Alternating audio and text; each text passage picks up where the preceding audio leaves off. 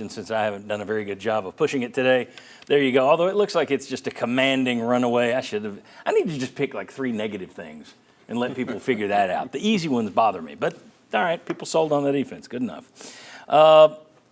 Slow starting Vol offense. Take a look at this. This is your last 3 games. You see 0 points first quarter, 0 points second quarter, 38 points third quarter, 27 points fourth quarter. Look at the yards down there.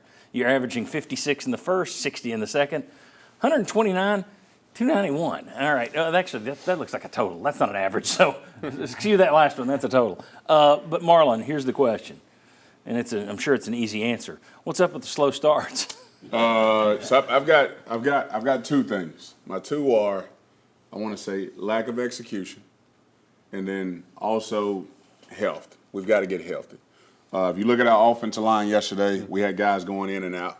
You look at our receivers, I can clearly see there's some of our guys are not as healthy as they should be. This bye week should help us.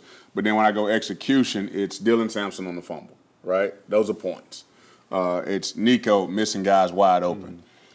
The reason why I think it's going to fix itself is because we are getting guys open.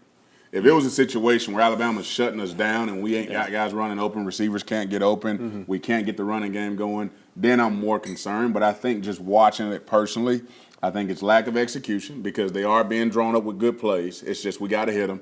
And then also Dylan Sampson, right, fumbling the ball. And then I think we've got some guys, when you're looking at offensive line, receiver room, we're not as healthy as we need to be. And so that's always going to throw off the chemistry. Ollie, let me ask you this as a former offensive lineman who played with Dylan Sampson. And he's turned himself into the workhorse that I didn't know if he could. I mean, he's put on pounds, and he's not the same back he was last year. Kudos to him.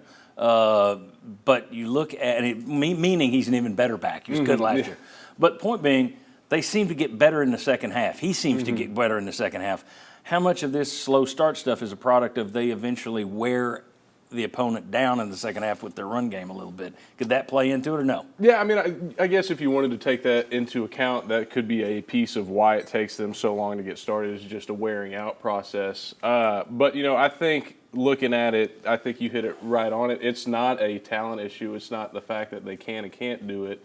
It's just getting rid of these mental errors and mistakes on the field that is causing them to hold them back from being able to accomplish what they want to accomplish out there.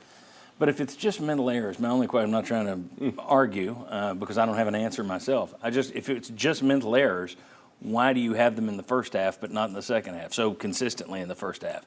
I mean, is it like they got to get in there and get a few licks in before they focus? Here's what I would say is when you're talking about Dylan Sampson as a defensive guy, I would tell you all day long, give me a Derrick Henry running back and opposed to a Dexter McCluster. It's hard to tackle that guy. They're slippery. And so I think with Dylan Sampson, he's going to wear you down, but also he's slippery. So for defenders, it's hard to do that for 4 quarters to tackle a guy that can make you miss. He's small, right, in size, big in stature, but like he's small, he's quick, and so it's harder to get a hold of that guy. And then now when you're running the up-tempo, those defensive guys are going to start to wear down, and it's harder to tackle that guy in the third and fourth quarter. My best guess, and it's a guess, at the why part would also be, we've talked about the defense and what it's done to keep Tennessee in it.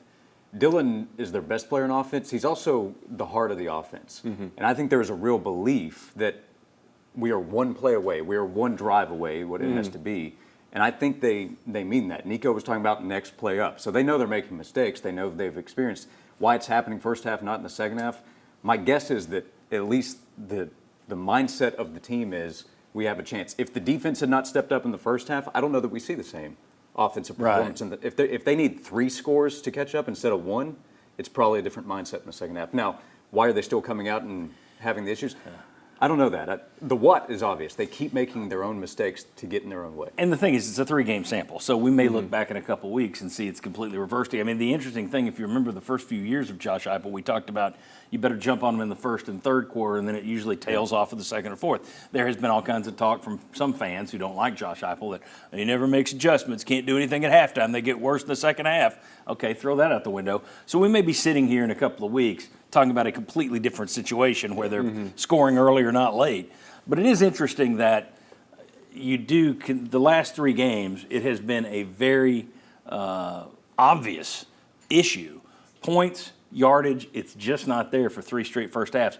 I think they said yesterday in the game that was the first time since 1963 that Tennessee has had 3 first halves in a row where they didn't score. So, yeah, go ahead, quickly. I'll throw this in there real quick. I think we need to do, just like you opened up with, run Nico a little bit more, get him comfortable, because I think first half he's not as comfortable, not as settled in.